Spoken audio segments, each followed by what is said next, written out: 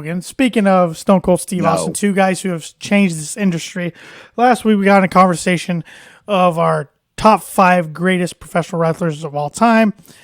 We gave each other some homework to come up with a list, so that's what we did. So starting with number 5, we'll go the same order we did our predictions. Austin, I want to know, in your opinion, who the 5th greatest professional wrestler of all time is. So I have 2 names with a dash. Okay. And I'll tell you a little bit of a background on my picks. And it is who has entertained me the most over my professional wrestling watching career. I like that. Okay. That's how I did mine too. Okay. And I have a dash there. And if you're going to make me pick one, it's going to be Kenny Omega. Oh, I like it. Yeah. Who has entertained me over his matches over the last, let's just say, 6 to 7 years. When I started watching professional wrestling for enjoyment, like, I've always watched it, back in the 90s or whatever. We watched it on Monday nights, Thursday nights, Tuesday nights, whatever night it was on.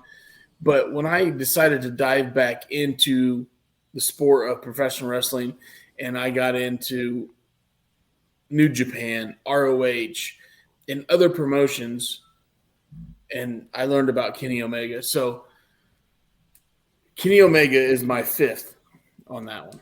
I like it. And if you want to know who my dash is, and it'll throw you guys off, Paul's going to roll his eyes. It's Will Ospreay. And the only reason he did not make it over Kenny is because I've only watched Will for the last maybe 3 years, maybe 4, but yeah. If we're going active wrestlers, they definitely would be on my top 5. Both of them. Neither one made my top 5. Kenny was on my honorable mention. But, and I'll spoiler, I don't have any current AEW talent in my top 5. I have some of my Steen's on my honorable mention. I don't either, but yeah. Paul, number 5 for you? HBK, the Heartbreak Kid, Shawn Michaels. Always entertained me. Always looked forward to an HBK segment until he cut his hair. HBK, I mean, he's got to be in everybody's top 5, right?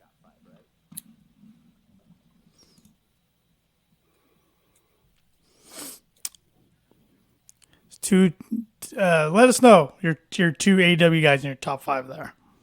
I'll be interested. My number 5, John Cena. He was a guy, I will be honest, when he was an everyday active WWE superstar, he wore on me a little bit. I got kind of tired. Since he's been away for the business, I've been able to reflect on what he did exactly. I mean, 16-time world champion, ties Ric Flair for the most championships all time. Even though Flair technically won more than that, but they say 16.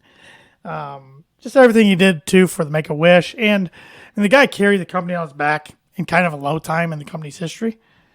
So, yeah, Cena. I mean, I didn't care for his match against Theory this year, but just the fact he comes back once in a while for a short run says a lot. And, I mean, the dude went against everybody for a decade. And, I appreciate that he puts Theory over, though. Yeah, I do too. And he always seemed to do the right for the business. I mean, I'm sure he had a tough time putting The Rock over, to be honest, when he did at WrestleMania 28, but he got it back at 29. So, yeah, I'll go with You Can't See Me for number 5.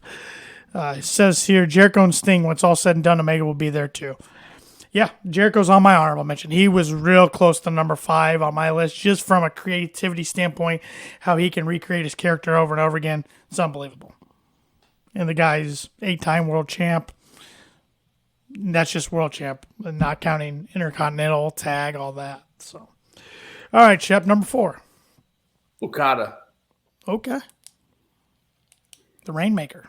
Maybe the top 3 or 4 in Japan of all time.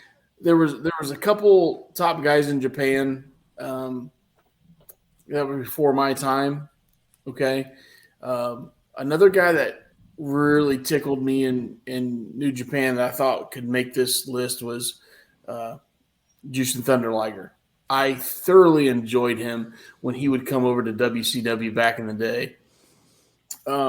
Super entertaining. Obviously, a WWE Hall of Famer. I don't know how that works, but I don't know if he ever performed in the WWE at all. But Just because they own the rights to WCW. yeah, he had a couple matches, but I think Okada really deserves to be in the top 5 of all time.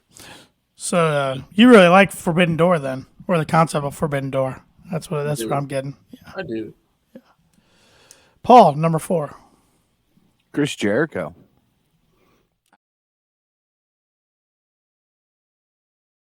Promo where he went out there and just listed off, 1,001 different moves, just because he could. Went through an entire commercial break and kept talking the entire time. So I've always been a Jericho fan. I'll always be a Jericho fan, and yeah, he's number 4 for me. He's creative. He's still good to this day. I had a real tough time leaving him off this list, but he was an honorable mention for me.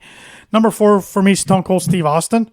I know a lot of people just accomplishments say, well, he was only a 6-time WWF champion.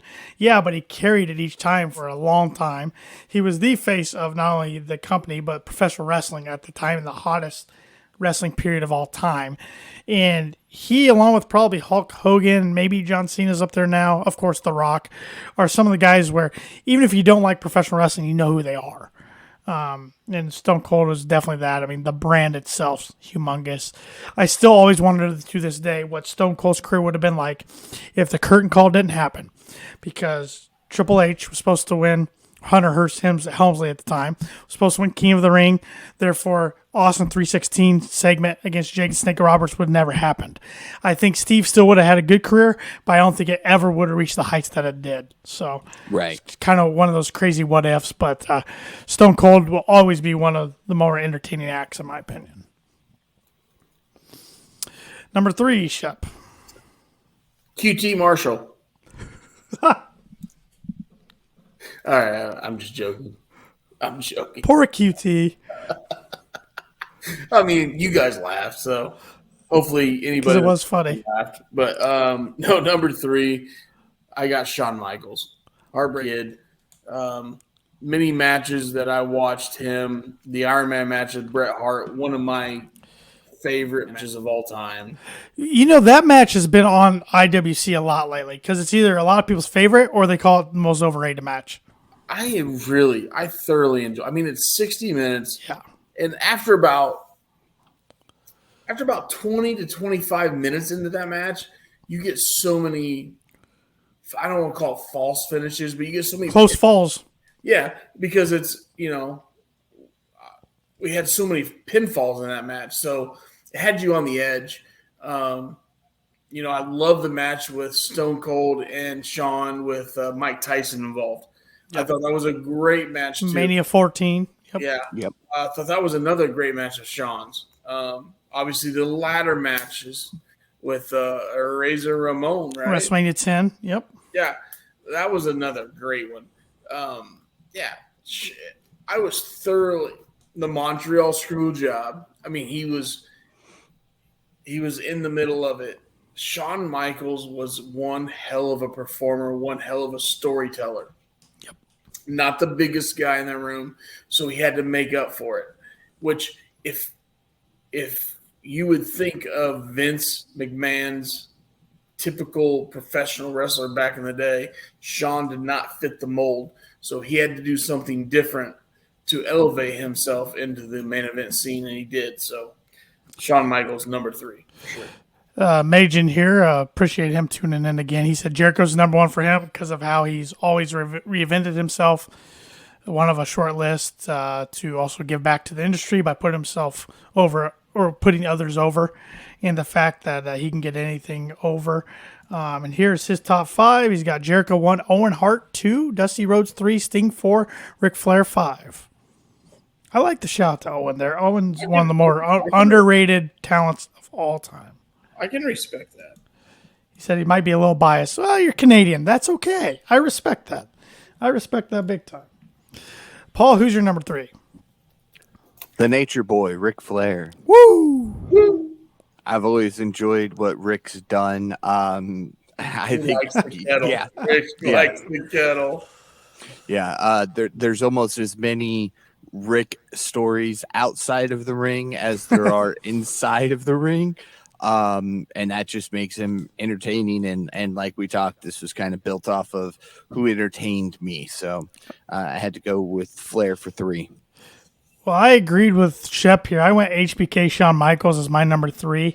You look at his career, he wasn't a huge guy who won a lot of championships. He held the WWF Championship 3 times, the World Heavyweight Championship once, won that at the first Elimination Chamber, Intercontinental 3 times, European 1, Tag Team 1, the World Tag Team 5 times, 2-time Royal Rumble, winner. But the guy, just like Shep said, found ways to get over in the ring every time. Every night you knew he was going to be the showstopper. He was going to steal the show. He was going to have great matches. Didn't matter if it was Mania. I mean, Shep named a few of his classics. Also, a few I want to name. Triple Threat with Benoit and Triple H at WrestleMania 20. Angle at 21, one of the best matches I've ever seen. Even him and Cena at 23 was good. He and Rick in the retirement match, 24, talking about getting emotion involved. He and Taker both times, 25, 26. Even the special guest referee in Hell in a Cell at Mania 28 was great. I wish he wouldn't have come back in Saudi when he did with the shaved head and everything. I wish he would have just stayed retired, not come back for that one-off, but is what it is, even though that was the worst tag team match I've ever seen in my life.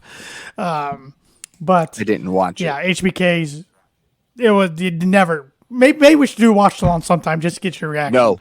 But Yes. HBK, awesome guy and just so good in the ring. So good. I mean, that my list was kind of guys who could entertain me, but also some longevity, some good in-ring work. I kind of had a mix in there. And HBK, I don't know how somebody can make a list of top 5 without HBK, to be honest. But people do. I think I said that, didn't I, Shep? You did. Maybe. People do. Stealing my words. Major here says, yes, but Owen was the one who also made me want to get into the business as well. At the time, you didn't see many guys who wrestled like him. Very true. It's true. Very true. They always talked about Owen coming out of Canada, and he worked like a luchador. Yeah. He had that much ability and athleticism. You know, he was not your typical Canadian wrestler coming out of Canada, because he could do the flips and all that stuff. So, yeah. Definitely different for the Hart family. That's for sure. Yeah, Owen was different for sure. Number 2, Shep. The son of a plumber, baby. Dusty Rhodes. Love it. And here's why I love Dusty Rhodes. And I was a young kid, and I caught the tail end of the territory days, right? But the more I look back in it, the more I study it, Dusty Rhodes was just your blue collar, and I know he used that as a gimmick. But you know what? He got us all involved. We all loved him. You know, I hope it's real, Cody. But he had a speech impediment. He had the lisp, baby. Mm-hmm. Lisp. You know, Cody talks with the lisp, and I hope it's real with Cody, and I hope he doesn't push it a little bit. But you know, dude, if you were not entertained by Dusty Rhodes in the 80s and 90s, then I mean, come on, you were a pencil, you were a prude. I love the guy, and there's only one other guy that I love more. And he's my number 1, but I mean, Dusty Rhodes to me, damn near was the perfect professional wrestler for the everyday fan, because he wasn't chiseled. He had a belly on him, okay, but he could talk. Man, could he freaking talk on there? And he'd get you involved, and he'd get you entertained, and you were ready to run through a freaking brick wall for Dusty Rhodes. The guy got polka dots over. not easy to do. Polka dots over. He makes a overweight extreme wrestler that still wears polka dots to this day gets over because of it. Yep. Shout out Tommy Dreamer. Majan said Dusty was one who drew actual emotions out when the Horseman broke his leg before one of his NWA title matches with Flair. It cut to the crowd, and there were people legitimately crying. Absolutely. Yeah. Back in the day, those people did not know the difference. Like kayfabe was life. Yep.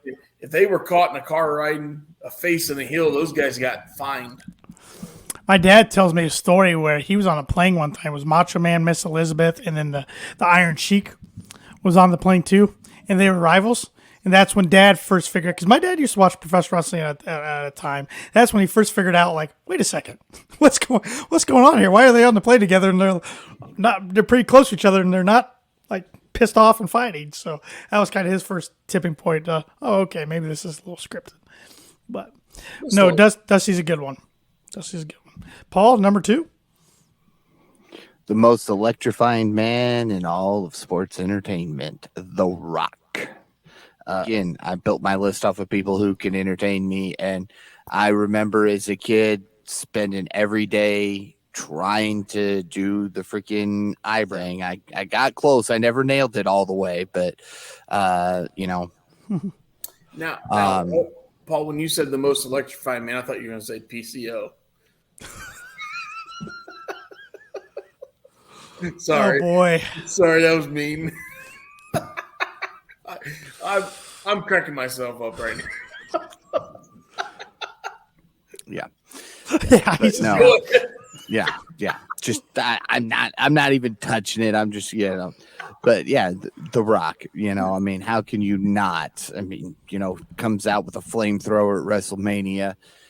The moment, even before he added the whole "if you smell what the Rock is cooking," his music hits, the fans pop.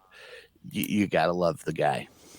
He was on my honorable mention. He is one of my favorite, if not my favorite all-time wrestler. He got me back into wrestling when he returned to the WWE in 2011. I had about a 4 or 5 year stint I wasn't watching, and he legitimately got me back in. I haven't stopped watching since. And let's not forget, his little segment where he reminded Vicky how terrible she looks tonight. You know what? The big thing with The Rock was back in the day when there was no restrictions to his promos.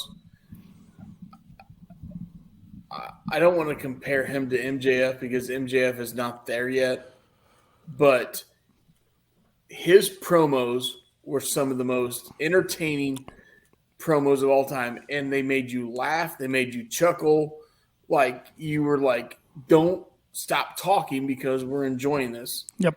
I mean, that was The Rock. Yep. For sure. His in-ring work was good, but man, could he could make that mic turn on fire. And it was $1 million. Good for him. Major said Justin Liger just missed his top 5, so he's right there with you, Shep.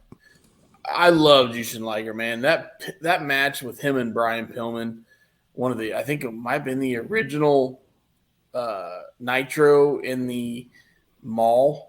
What was that? Mall of America? Yeah. Oh, man. I think they were on that show, weren't they? I just remember Luger came out. That's just on replay I've watched. I was too young. I was really young at the time. So not trying to age you guys or anything here. But good one, Paul. I like The Rock. Good one. My number 2 is The Undertaker. You look at his statistics. He was only WWF/WWE champion 4 times, heavyweight champion 3 times, hardcore once, World Tag 6 times, WCW Tag once, Royal Rumble winner only once in 2007. But the longevity of the dude. And I know his matches weren't that great towards the end, but the longevity, it was always a spectacle when he came to the ring. I mean, as bad as the Great American Bash 2006 was, I'm always thankful I got to see The Undertaker perform. Got to see that entrance in person. Punjabi prison match. Yeah, the Punjabi prison match sucked against the Big Show, but that is what it is. But yeah, I mean, there won't be anybody who does it as long as Undertaker. The dude's a phenom. And he's a legend for a reason. Another one that you can probably ask a lot of non-wrestling fans, they would know, The Undertaker. And the streak was special within itself, which was fun. So, Ooh, here's a good one. Majin said, "Just curious, but where would you guys put Edge?" Ooh, he wasn't on my honorable mention. I'll be honest, but I definitely think he's definitely top 20, borderline top 15 for me. I'd say top 20. His accolades are good. It's been fun what he's done since he's returned. He's a guy that's grown on me as I've gotten older. He was towards the end of the Attitude Era. Obviously, that's where the Rated R came on. Him and Lita. Yeah, that was good stuff against Cena. Yeah, that was good. And then maybe one of the most emotional returns when he surprised the Rumble. Man. Goosebumps. Not only did we all get goosebumps, the dude was darn near tearing up down the aisle. So then the dumbass camera guy missed the spear on Dolph Ziggler. Yeah, I like unbelievable. I would say he's close to the top 20 for me for sure. Yeah, he's definitely in top 20. Maybe that's for another pod someday. I'll rank my other 5 in the top 10 and on so on. So, all right, I think I know who Shep's number 1 is, but it's that time to reveal your number 1, Shep. Dax. What are you just assuming or what? To me, and as much as I love Dax Harwood, and y'all know that, I think Dax Harwood is $1 million, but he's a tag team, okay? My number 1 professional wrestler of all time, and it started back in the 90s, and I think it escalated in the 2000s, and maybe even escalated more later in the 2000s, like the 2010s and up. And there's only one. There's never going to be another. That's the Nature Boy, Ric Flair. And I'll tell you what, I've watched the Peacock documentary on the cock. That worst streaming platform. It is awful. It is awful. But I've watched that documentary that I think ESPN's involved in, whatever. And I've watched that probably 5 or 6 times. And every time I watch it, I'm more entertained. He is the human being that he is. And he's just like, look, my name is Richard Flair. And I actually watched it the other day, and his birth name is completely different. Not even close. But his adopted name is Richard Fleer. And he goes by Ric Flair. And he cannot tell the difference between Richard Fleer and Ric Flair. And, I mean, to this day, he's 70-some years old, and he's Ric Flair. He's going to go out tonight. It's 12 o'clock Eastern Standard Time, and he's probably sitting at a bar right now. He loves to drink Kettle One and cranberries, or he loves some tequila and cranberries as watching that documentary. But he's probably drinking those right now going, I'm not Richard Fleer, I'm Ric Flair. He lives his gimmick. And on top of that, yeah, we talked about living your gimmick. But obviously the guy could work. The guy worked 340 days a year. Yeah. And the NWA, back when the NWA was significant, not knocking Billy Corgan today. Oh, I will. Well, I'm just saying. When you have Tyrus as your champ. Yeah. Anyways. We're getting funky. The Funkadactyls. Damn it, Tanner. No. NWA when it's significant. Yeah. When you're working 340 days a year for the NWA, and the NWA trusted you with that title to go to all those territories and work 60-minute Broadways, because that's what he did a lot of the time, 30-minute Broadways or 60-minute Broadways. He went into those towns and he It was him. He lived his gimmick, and he'll tell you he was a shitty father, you know, and it caught up to him. But to this day, he's still Ric Flair. I mean, literally the GOAT of all time. Mm-hmm. That's him. Majin says sometime we should do a top 5 tag teams or stables. I like that idea. Mm-hmm. Mm-hmm. All right, Paul, you're number 1. Demolition. Oh, I love Demolition back in the day. You would like Demolition. I would love. Well, what does that mean? You don't like Demolition? You know, I haven't watched much of them. I'm familiar with them. I haven't watched much of them, though. Well, I'm older than you, I know. Demolition. Right. Nasty Boys. Nasty Boys are good. Sorry. Brian Knobs. Oh. We should have, showed him that after the show, and then we could have just both logged off and just let him keep rambling on. All right. So my number 1, 2 words for you: hot times. Dusty Rhodes. I mean, I grew up with the Rhodes. Dusty was very entertaining. He did so much for the business. He trained so many young talents. Not to mention, I am a Rhodes boy. I think the photo back there gives it away. I actually have a Dusty picture as well, but that's in another position, in another place. But always wanted the chance, or always wanted to get the chance to meet the man. Never got the chance, but Dusty, looked up to him since I was a kid. Good one. Another good one. I'm agreeing with Shep here. My number 1 is Nature Boy, Ric Flair. I mean, the guy is not only like I said, like everything Shep said, I could piggyback off of. I mean, 16-time world champ, but he's a pop culture icon. I mean, when you have sports teams going 2 claps into Ric Flair, woo! I mean, everybody knows woo. I mean, the guy's robes. His robes speak for themselves. He's in music videos to this day. When I think of the Big Gold, I think of Ric Flair right away. When I hear his son-in-law, the Podfather, Conrad Thompson, do any podcast, I think of Ric Flair right away. I mean, you just, as a pro wrestling fan, you can't get away from the guy. Not saying you want to, but you can't. And even everything you said, Paul, earlier, stories outside the ring. Some of them a little disturbing, but a lot of them incredible. I mean, the guy survived 2 plane crashes. Yeah, unbelievable. And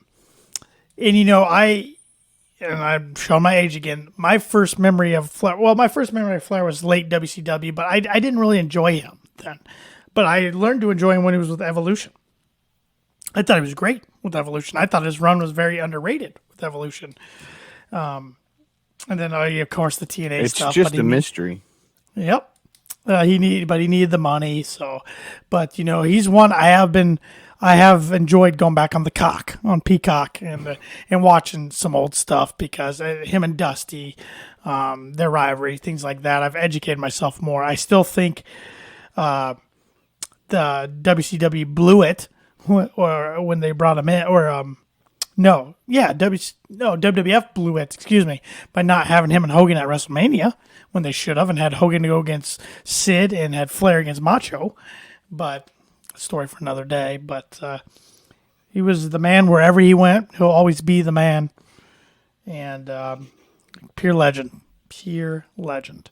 And, if you never caught on, to do kind of a little bit of a tribute to Flair, if you look closely at that thing that's above Tanner's head, it looks a little bit like the big gold belt. It's got the same design. Above Austin's head? Yeah, I meant shit. It will be above my head come next week, Paul. You're just looking at your crystal ball. So easy there, Paul. I've been up since 4 a.m. Well, we won't keep it much longer. I did have a few other names on my honorable mention. I had Hulk Hogan. I don't care for the guy anymore, but at the time growing up and even in the 80s, entertaining. He moved the business, maybe him and Stone Cold more than anybody else. Bret Hart, another one I've learned to appreciate the older I've got. I found him boring as a kid, but I mean, the ultimate technician. And then Kurt Angle. Never seen a guy pick up professional wrestling faster than that guy. So I had 5 guys that I didn't necessarily watch growing up, but I learned about them as I got into this lovely habit or hobby, I'm gonna call. One of mine is Terry Funk. Talk about a guy who wrestled forever. Yeah, Terry Funk went from a NWA mat technician to a hardcore legend, right? He was one of them. Harley Race. He was another guy. Pioneer. That, again, I watched just tapes. I couldn't watch them live because I was such a little kid. And another guy, Jerry Lawler. Yeah. Memphis territories. Oh, Jerry Lawler, that thing he had with Andy Kaufman, and we've had not Dark Side of the Rings, but whatever, Tales from the Territory. That's what it was. Yeah, that was another one. And then the other one, the Von Erichs. Yeah. I love the Von Erichs. So watching all those, and then all of a sudden you think, oh man, it just steamrolls. The Freebirds. I mean, we could go on and on and on. Doot. Michael Hayes. But those are just some of those that just probably the top 20 of mine. And then we're missing one right now, Ricky the Dragon Steamboat. Well, I got to throw another active guy in there on my honorable mention, Randy Orton. I've always been a big Randy Orton guy. I think he not active. Not active. Well, hopefully he comes back. Injured. You know what? And I remember watching the dirt sheets when they started out back in the day. And you guys will laugh at this. And I think we talked about it before. One of the first dirt sheets that I learned on was Jimmy Van. Jimmy Van, who owns Fightful. Yeah. So that was back when I was in high school. Okay? I'm 40 years old, so you do the freaking math. But back then, Jimmy Van would report that Randy Orton was not well liked. Oh, he's an asshole when he's young. Yeah, and they had to put him in his place numerous times. Oh yeah. When he was in his early 20s and stuff. Oh yeah. He was down in OVW with Cornette and all those guys. So. Well, even his Evolution days, he got put in his place multiple times, but finally clicked with them, and ever since that, he's another one. He'll put a good match on with whoever, in my opinion. He's always entertaining. He can be a good face, but a better heel. Yeah. Yep. So that's all I got, Paul. I know you're ready to wrap this thing up. No, not at all.